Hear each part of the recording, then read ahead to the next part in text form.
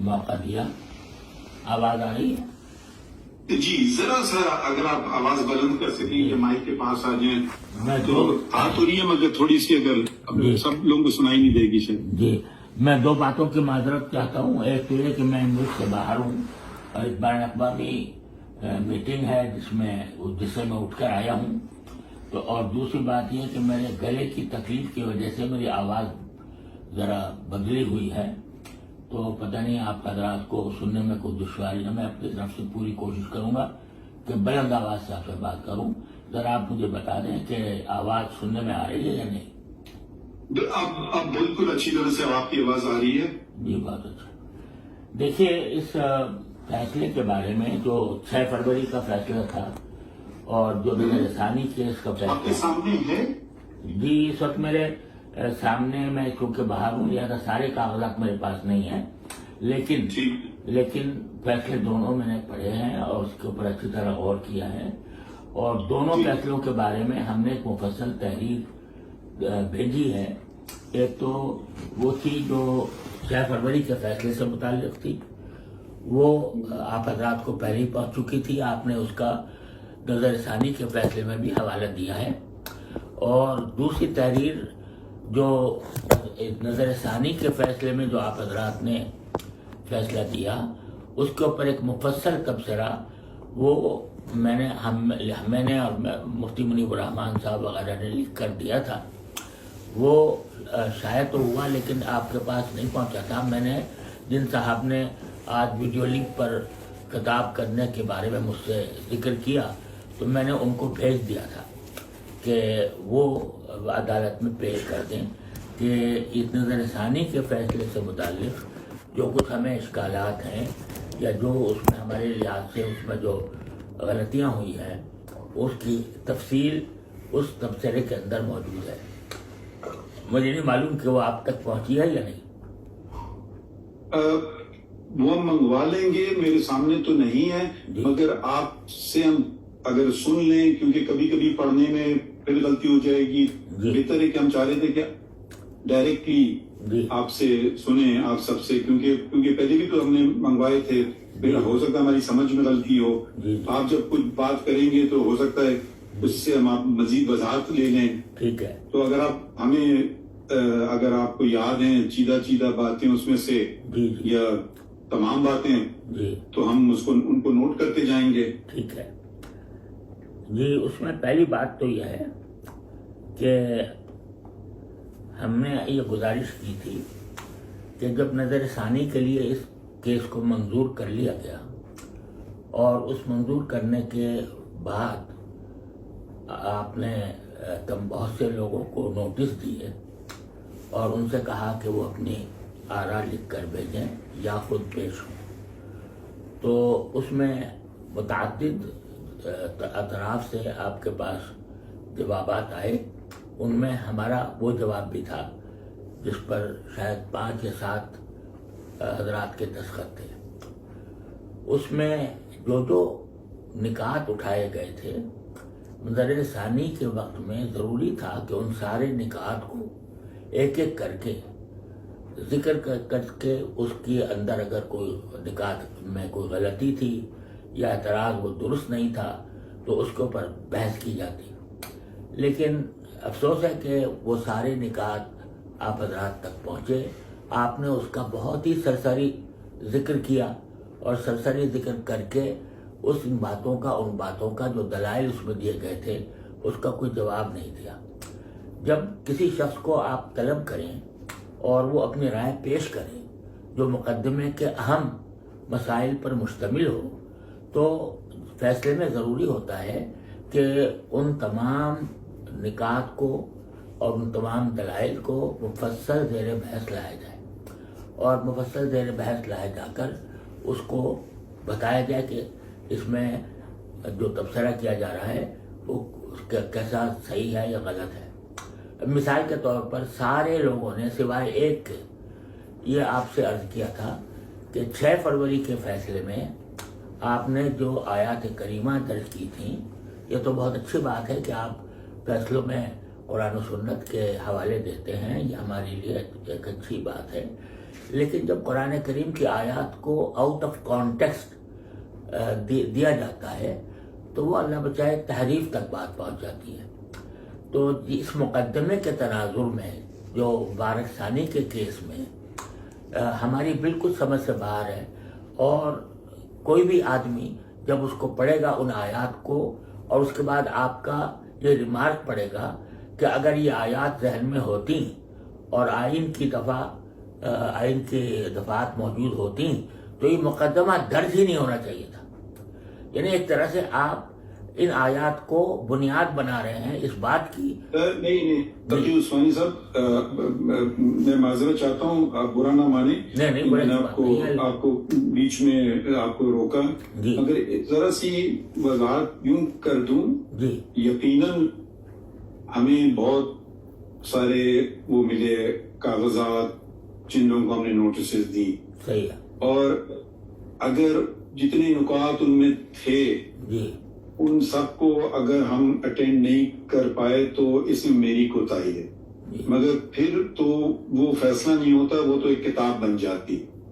اب ہم ایک یہ بھی کہا جاتا ہے کہ جی بہت لمبے ہو جاتے ہیں فیصلے. پتہ نہیں میں صحیح کرتا ہوں یا غلط کرتا ہوں، مگر میں کوشش کرتا ہوں کہ فیصلے اتنے لمبے نہ ہوں کہ کوئی پڑھے نہیں. تو ہم جو سمجھ پائے، یقیناً غلط سمجھے ہوں گے نا، اسی لیے تو آپ یہ درخواست دی گئی ہے سرکار کی طرف سے. بالکل. تو وہ اگر اب ہم مزید آگے کی طرف بڑھیں تو بہتر ہوگا اگر آپ بنیاد بنائیں یہ جو فیصلہ ہے 29 مئی والا 2024 کا، کیونکہ اب تو وہ پرانی بات تو ختم ہو گئی، وہ اس میں ضم ہو گئی ہے. تو اس میں جو آپ سمجھتے ہیں نقاص ہیں، غلطیاں ہیں، یا آپ کے اعتراضات ہیں جو آپ لفظ بہتر سمجھنا چاہیں، تو پھر آپ برائے کرم آپ تجاویز دیجئے، ہماری رہنمائی فرمائیے، اور اگر ہمیں سمجھ نہیں آئی بات تو ہم سے سوال پوچھ لیں گے اور پھر کوشش کریں گے کہ بہتری کی طرف چلیں. تو آگے کو دیکھنا چاہیے. اس لیے آپ کی بات بھی بالکل صحیح ہے کہ میرا پتہ نہیں صحیح کرتا ہوں یا غلط کرتا ہوں، ابھی سے نہیں بلکہ چیف جسٹس بلوچستان کے وقت سے بھی میں، جہاں تک میری کم علمی ہے تو میں قرآن شریف اور حدیث مبارکہ اور فقہا کا حوالہ دیتا ہوں فیصلوں میں، کیونکہ ہم آخرکار اسلامی جمہوریہ پاکستان میں رہے. بے شک. اب دوسرے ملک اپنے ملکوں کے حوالے دیتے ہیں، تو ہماری جب تاریخ اتنی زبردست تاریخ ہے تو ہم اپنے حوالے بالکل نہیں دیتے ہیں. ہم اپنے فیصلوں میں امریکہ، برطانیہ، بھائی وہاں بھی کرنا چاہیے، مگر بہت ساری باتیں ہمارے کوشش رہتی ہے. اب اس میں یقیناً غلطی بھی ہوگی. وہ شخص سب سے بہتر ہے جو کہ کوئی کام نہ کرے، اسے غلطی بھی نہیں ہوگی. میٹرک ایگزام مت ہو تو میٹرک میں فیل ہونے کا چانس ہی نہیں ہے. تو یہ میں کبھی اپنے آپ کو نہیں سمجھتا ہوں کہ میں غلطی سے بالاتر ہوں، اور اسی لیے آپ کو زحمت دی، اور ہم بہت مشکور ہیں کہ آپ کانفرنس اٹینڈ کر رہے ہیں اور اس کو چھوڑ کر کے آئے ہماری رہنمائی کے لیے. تو برائے کرم اگر آپ 29 مئی کے فیصلے میں اگر آپ ہمیں صرف بتا دیں کہ یہ جگہ غلط ہے، یہ پیراگراف غلط ہے، تو ہم اگر سمجھتے ہیں کہ آپ کی بات میں دلائل میں ہم آپ سے اگری کریں. ماشاءاللہ آپ تو ہمارے ساتھ رہ چکے ہیں، ہم تو آپ کی بڑی قدر کرتے ہیں. آپ تو شریعت کورٹ کے ممبر بھی تھے، اور میں بتا رہا تھا کہ ابھی واپس شریعت کورٹ فعال ہو چکی ہے. تو اگر ہم وہاں سے آغاز شروع کریں 29 مئی سے، اور آپ ہماری نشاندہی کے ساتھ ساتھ اپنے عذر کے اور ساتھ ساتھ پھر اپنے تجاویز بھی دیتے جائیں تو وہ ہم نوٹ کرتے جائیں گے.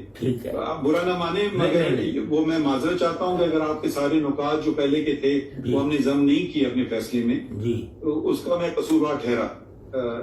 مگر وہ جیسے میں نے بات کی وہ کتاب بن جاتی، کیونکہ نہ صرف آپ کے تھے مگر بہت سارے اور بھی تھے. نہیں، میں دیکھیے آپ کی مشکلات کو سمجھتا ہوں. میں خود جج رہا ہوں، اور جج کے اوپر کتنا بوجھ ہوتا ہے فیصلوں کے لکھنے کا یہ میں جانتا ہوں. اور اسی لیے خود میں بھی حتی الامکان کوشش یہ کرتا تھا کہ بہت زیادہ تفصیلی فیصلہ نہ ہو تاکہ لوگوں کی سمجھ میں آ سکے. لیکن بعض مسائل ایسے ہوتے ہیں جن میں بہت لمبے لمبے فیصلے بھی لکھنے پڑ جاتے ہیں. جب معاملہ کوئی بہت حساس نوعیت کا ہو تو اس کو بہت لمبے فیصلے بھی لکھنے پڑتے ہیں.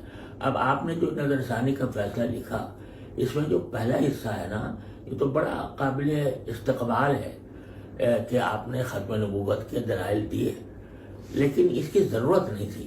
یہ ضرورت اس لیے نہیں تھی کہ یہ معاملہ مسلمہ ہے تمام مسلمانوں کے درمیان، آئین کی روح سے بھی، قوانین کی روح سے بھی. اس کے اوپر مزید دلائل کی ضرورت نہیں تھی. جتنا وقت آپ نے اس پر لگایا، اگر آپ ان نکات پر لگاتے تو شاید یہ شکایت پیدا نہ ہوتی.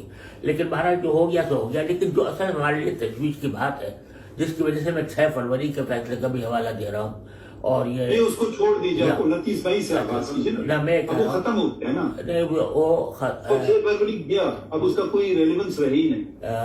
اب آپ کی اس میں درخواست آئی 29 مئی، وہ اس کی کوئی حیثیت نہیں ہے، قانونی حیثیت نہیں ہے. صحیح ہے. تو اب اگر اس کی کوئی قانونی حیثیت نہیں ہے تو اس طرف جانے کی ہمیں ضرورت بھی نہیں. بس مجھے اس کا خطرہ ہے کہ وہ اپنی جگہ انٹیکٹ رہے وہ فیصلہ. وہ میں واقعی وضاحت کر دوں، جب ریویو ہو جائے گا تو پھر وہ ختم ہو جاتا ہے فیصلہ. ٹھیک ہے. اب ہم اس کو بھول جاتے ہیں. ٹھیک ہے. یہی بات کہیں جی مفتی صاحب، جب 6 فروری کا فیصلے پہ نظر ثانی کا فیصلہ آ گیا 29 مئی کو، تو 6 فروری کے فیصلے کا وجود ختم ہو گیا اور ہم نے نگرانی کو تسلیم کر لیا اور 6 فروری کا فیصلہ ختم کر دیا. اب اس وقت جو فیلڈ میں ہیں آپ تو ماشاءاللہ جج رہے اس بات کو سمجھیں گے. اب فیلڈ میں 29/5/2024 کا حکم ہے. اگر اس پہ کوئی ابہام پیدا ہو رہا ہے جس سے آپ سمجھتے ہیں، میں نے آپ کی ویڈیو دیکھی، آپ نے یوٹیوب پہ ایک ویڈیو بھی کی، پلیز. جی خیر دیکھیے، اب اسی پر ایسے نہیں ہوتا ہے مناسب، یہ اخلاق کی بات نہیں. آپ تشریف رکھیے. تو آپ اس میں تھوڑی سی آپ ہمیں رہنمائی کر دیں کہ نظر ثانی شدہ فیصلے میں جو آپ سمجھتے ہیں سکم ہے یا جس سے کوئی پیچیدگی پیدا ہو رہی ہے یا اس کا احتمال ہے، اس کی وضاحت فرما دیں تاکہ ہم اس کو دیکھ سکیں. دیکھیے، اس میں جو سب سے زیادہ سنگین بات ہے اس فیصلے کے اندر، وہ یہ بات ہے، صفحہ وہ پیراگراف میں آپ کو دیتا ہوں، پیراگراف 47 ہے شاید. میں 1 سیکنڈ میں آپ کو نکال کے دیتا ہوں. 45 پیراگراف کا حوالہ دیتے رہے. دیکھیے، میں یہ سمجھتا ہوں کہ سب سے زیادہ سنگین بات جو ہے وہ پیراگراف 42. جی ہاں، 42 پیراگراف نمبر 7 اور پیراگراف نمبر 42. جی پہلا والا کون سا بتایا؟ Paragraph number 7 paragraph number 7. جی آپ پہلے 7 پہ بتا لیں پھر 42 پہ بتا لیں. 7 میں وہاں آپ نے یہ فرمایا ہے کہ وہ احمدی اپنے ایک نجی ادارے میں تعلیم دے رہے تھے، جس سے آپ نے یہ ایزیوم کر لیا کہ یہ قادیانی لوگ جو ہیں وہ اپنے نجی ادارے بنا سکتے ہیں اور اس میں تعلیم و تبلیغ کر سکتے ہیں. اسی طرح نمبر 42 میں آپ نے باقاعدہ تبلیغ کا لفظ استعمال کر کے آپ نے فرمایا کہ یہ اگر اپنے مذہب کی تبلیغ کریں تو یہ ان کی ایک عجیب اصطلاح استعمال فرمائی آپ نے کہ ان کے گھر کی تنہائی میں شامل ہوگی. گھر کی تنہائی غالباً آپ نے ترجمہ کیا ہے ان کی پرائیویسی کا شاید. تو یہ اس میں تبلیغ کی آپ نے غیر مشروط ہدایت دی تھی. غیر مشروط کے ساتھ آپ نے ایک لفظ ضرور بڑھایا کہ قانون کے مطابق، لیکن آپ نے جو اس میں سب سے پہلی بات تو یہ 298C جو پی پی سی کا 298C ہے، اس میں 2 لفظ الگ الگ بیان کیا ہے. ہم نے اپنے تحریر میں وہ بات واضح کی ہے، یعنی جو جس چیز سے قادیانی حضرات کو منع کیا گیا ہے وہ 2 حصوں میں منقسم ہے 298C میں. ایک حصہ ہے پریچر اور پروپیگیٹس، ایک تو یہ ہے. پھر آگے اور invites others to their faith. تو ظاہر ہے کہ قانون میں کوئی لفظ ریڈنڈنٹ نہیں ہوتا. تو جب اگر ہم پریچنگ کو اور پروپیگیشن کو دوسروں کے متعلق قرار دیں گے تو invites others to their faith یا جملہ ریڈنڈنٹ ہو جاتا ہے. لہذا اس کا کوئی اور مطلب نہیں ہے کہ وہ اپنی کمیونٹی میں بھی اپنے آپ کو مسلمان ظاہر کر کے نہ تبلیغ کر سکتے ہیں نہ پریچنگ کر سکتے ہیں. 298C اگر آپ براہ کرم نکال لیں تو میں اس وقت میرے پاس مواد پورا موجود ہے. میرے سامنے ہے جی میں پڑھ دوں آپ کے جی لیے ضرور جی نہیں ضرور پڑھ دیں تو اچھا ہوگا. اچھا یہ میں پڑھ دیتا ہوں. جی یہ انگریزی میں تو انگریزی میں پڑھوں گا. ظاہر ہے انگریزی میں پڑھیں آپ.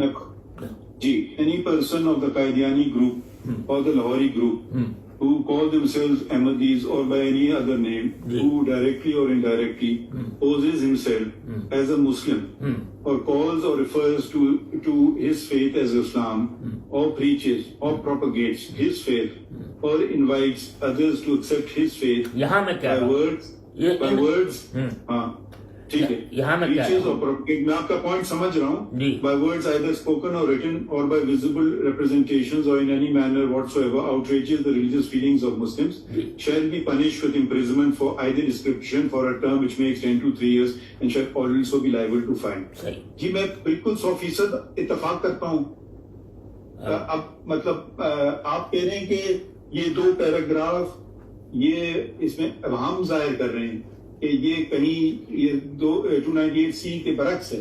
یہ آپ کا پوائنٹ ہے. جی بالکل یہ میرا پوائنٹ ہے کہ یہ صرف یعنی جو پیراگراف جو قابل اعتراض پیراگراف ہے 42 ہے نا. اگر یہ ہم ان کو وضاحت کرتے ہیں دیکھیے 42 ہے یا کچھ اور ہے ان کلیئر کلیش ود لا. یعنی یہ 298C کے بالکل مخالف ہے جو آپ نے پیراگراف 47 لکھا ہے. نہیں آپ کہہ رہے ہیں کہ 2 پیراگراف کو وہ ختم کر دیں یا کلیریفائی کر دیں, کیا آپ فرما رہے ہیں؟ یہ میری دیکھیے اگر بات کو مختصر کیا جائے تو میری گزارش یہ ہے کہ پیراگراف نمبر 7 یہ پورا حذف کیا جائے. ٹھیک ہے. اچھا پیراگراف 42 اس کو مکمل حذف کیا جائے.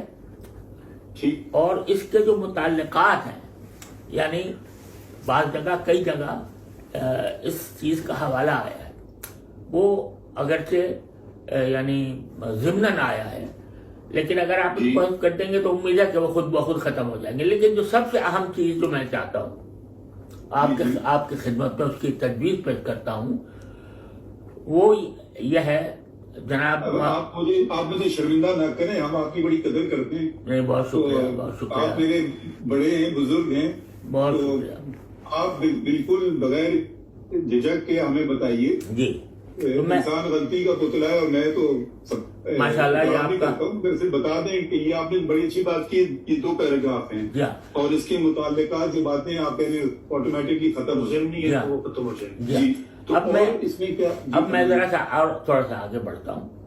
اور دیکھیے میں یہ چاہتا ہوں کہ جب دیکھیے آپ نے دیکھا کہ یہ مسئلہ کتنا حساس ہے اس کا اندازہ تو آپ کو ہوا ہوگا اور ساتھ ہی یہ بات بھی کہ ہمارے ایمان کی ایک بہت بڑا اہم عقیدہ ہے اور اس کے اوپر آپ نے دیکھا کہ کتنا بڑا فیصلہ آئین پاکستان نے کیا, کس طرح اس کے وہ ترمیم دستور کے اندر کی گئی. تو اس میں ہم جب کوئی مسئلے میں الجھ گئے ہیں کہیں تو ہمیں محض ٹیکنیکلٹیز کی بنیاد پر بات کو بے دلی سے نہیں کرنا چاہیے بلکہ جب نظر ثانی کریں یا کسی غلطی کی کریکشن کریں تو کھلے دل کے ساتھ کریں. اور اس کے لیے میں کہتا ہوں کہ ان 2 پیراگراف کو حذف کرنے کے بعد ان کے متعلقات خود بخود حذف ہو جائیں گے. میں یہ چاہتا ہوں کہ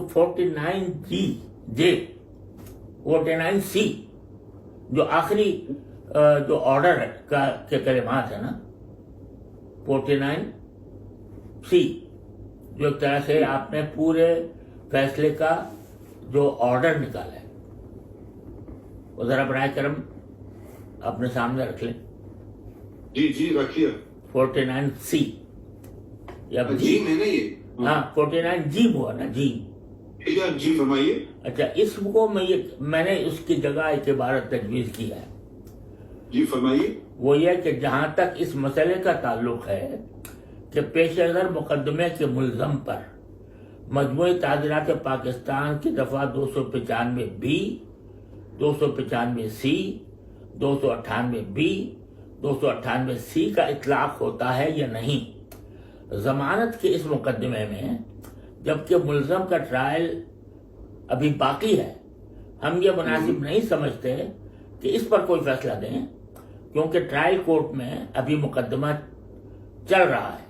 ٹرائل کورٹ کو چاہیے کہ ہمارے فیصلے مورخہ 6 فروری سے متاثر ہوئے بغیر مقدمے کی کارروائی جاری رکھے اور تمام حالات مقدمہ کو سامنے رکھتے ہوئے اس بات کا فیصلہ کرے کہ ملزم پر مذکورہ دفعات کے تحت جرم بنتا ہے یا نہیں. خالص میرٹ پہ اس کا فیصلہ کرے اور اس طرح نظر ثانی کے تمام درخواستیں جزوی طور پر منظور کی جاتی ہیں. یہ آپ اتنی جلدی میں لکھنا پایا. آپ یہ میں ابھی عبارت بھیج دیں گے ہمیں جی ضرور. میں ابھی جو صاحب میرے رابطے میں ہیں میں ان کو بھیج دیتا ہوں. ٹھیک ہے. مزید کوئی بات؟ جی میں یہ چاہتا ہوں کہ میں گزارش یہ ہے کہ اس معاملے کو زیادہ لٹک جائے اور یعنی اس کی وجہ سے اضطراب انتشار ہی پیدا ہوا. آپ کی بڑی مہربانی ہے کہ آپ نے متعلقہ حضرات کو بلایا، ان کو سنا اور اس کے بعد آپ نے فیصلہ کیا. اب یہ آخری بار ہو رہا ہے، تو اس آخری بار میں براہ کرم جتنے اشکالات پیدا ہوئے ہیں، اشکال کیا پیدا ہوا میں آپ کے سامنے رکھ دیتا ہوں. وہ یہ ہے کہ قادیانیوں کو تبلیغ کی اجازت دی گئی ہے جو 298C کے بالکل خلاف ہے. اور دوسری بات یہ ہے کہ آپ نے جو اپنے فیصلے میں قومی اسمبلی کے اندر جو تقریریں ہوئی تھیں اس وقت، اور اس میں یہ کہا گیا تھا، میں اس پہلو کو ذرا تھوڑی وضاحت سے عرض کرنا چاہتا ہوں اگر آپ اجازت دیں تو. نہیں اجازت ہے. اچھا تو وہ یہ ہے کہ اس اسمبلی کی میں جو تقریریں ہوئی تھیں اس میں یہ ضرور کہا گیا تھا کہ ہم ان کو ایک غیر مسلم اقلیت قرار دے کر غیر مسلم اقلیت کے کو حقوق دیں گے. یہ بات جو تھی نا یہ پاکستان اسلام کی تاریخ کے تمام کیسز کے بالکل برعکس تھی. یعنی آپ نبی کریم صلی اللہ علیہ وسلم کے زمانے سے یہاں میں ذرا آپ کو برا نہ مانیے کیونکہ پارلیمان میں کیا ہوا اب وہ تو ریکارڈ کا حصہ ہے نا.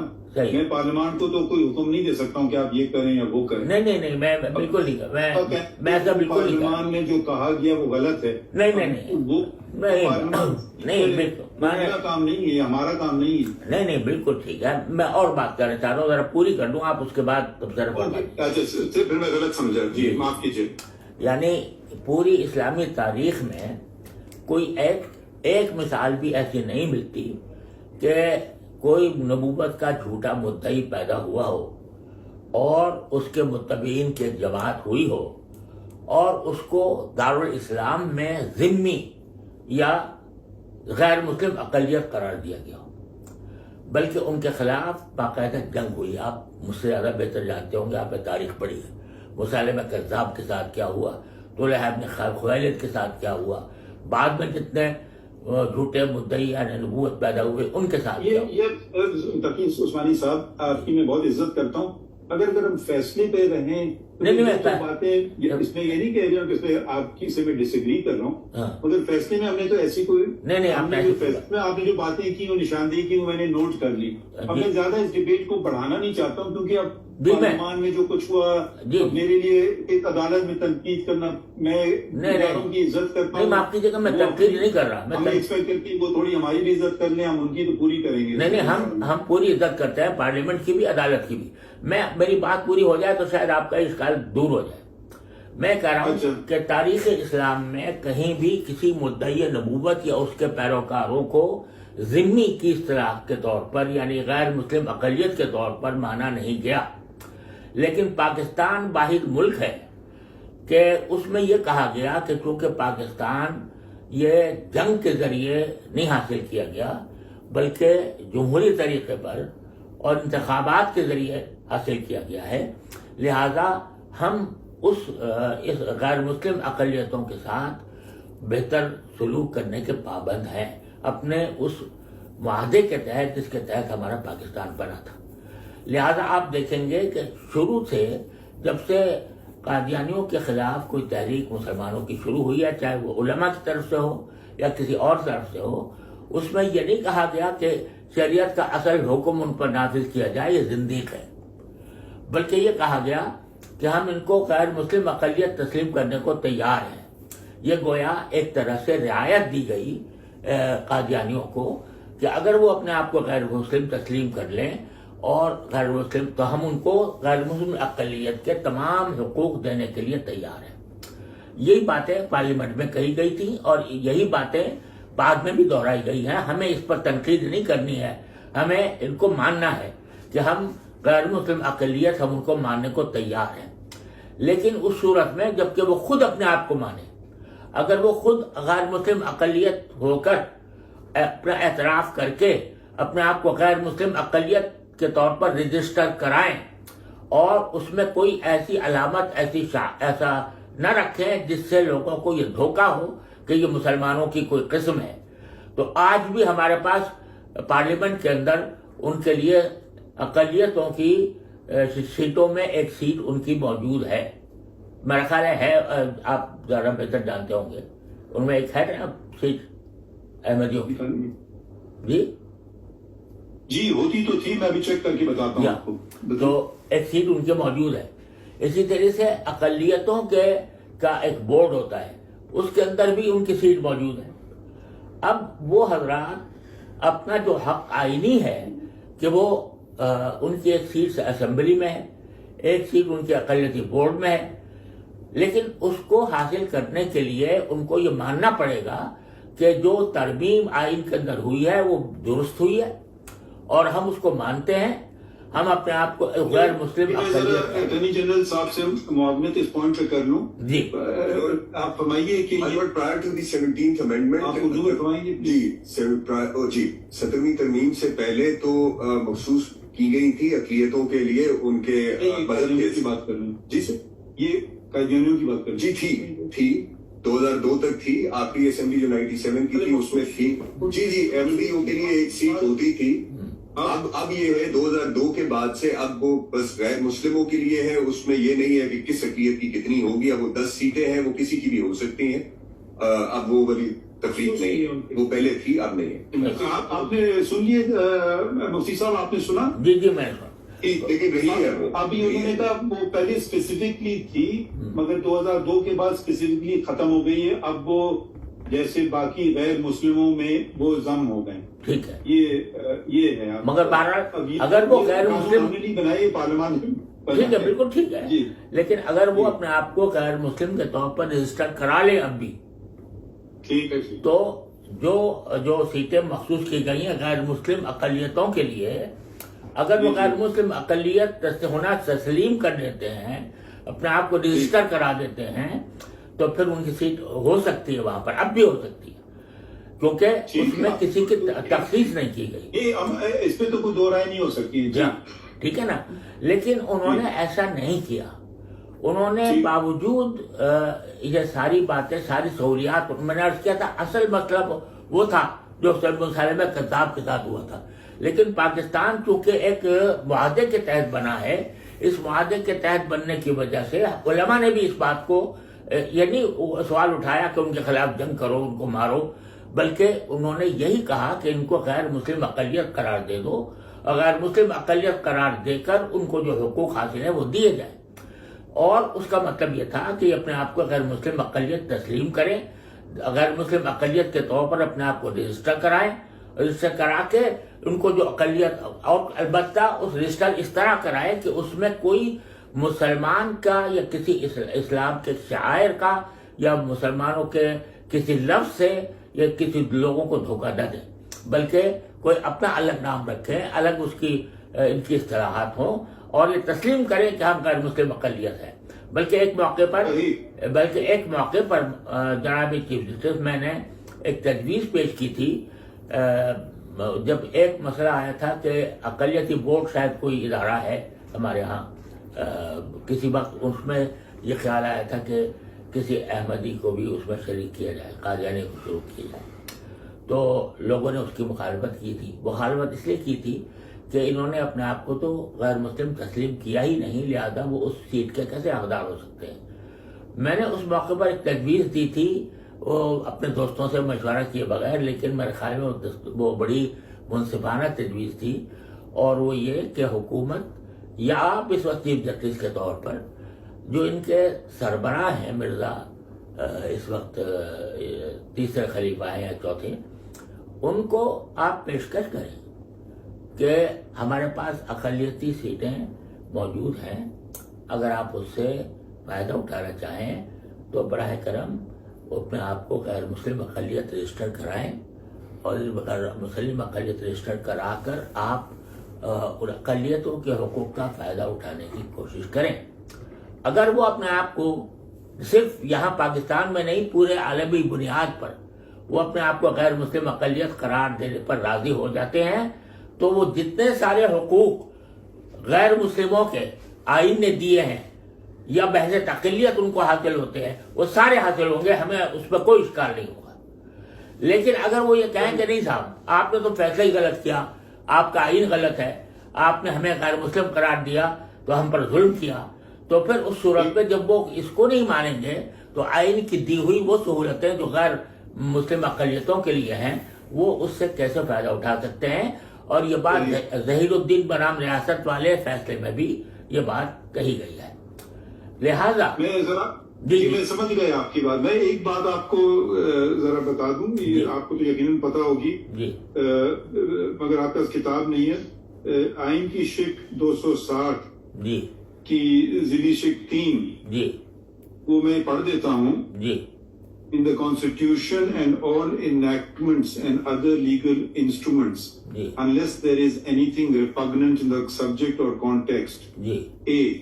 Muslim means a person who believes in the unity and oneness of Almighty Allah, in the absolute and unqualified finality of the prophethood of Muhammad, peace be upon him, the last of the prophets, and does not believe in or recognize as a prophet or religious reformer any person who claimed or claims to be a prophet in any sense of the word or of any description whatsoever after Muhammad, peace be upon him.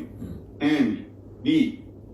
Non-Muslim means, یہ تو مسلم کی انہیں تعریف کر دی آئین نے، and non-Muslim means a person who is not a Muslim and includes a person belonging to the Christian, Hindu, Sikh, Buddhist or Parsi community, a person of the Qadiani group or the Lahori group who call themselves Ahmadis or by any other name, or a Baha'i, and a person belonging to any of the scheduled caste.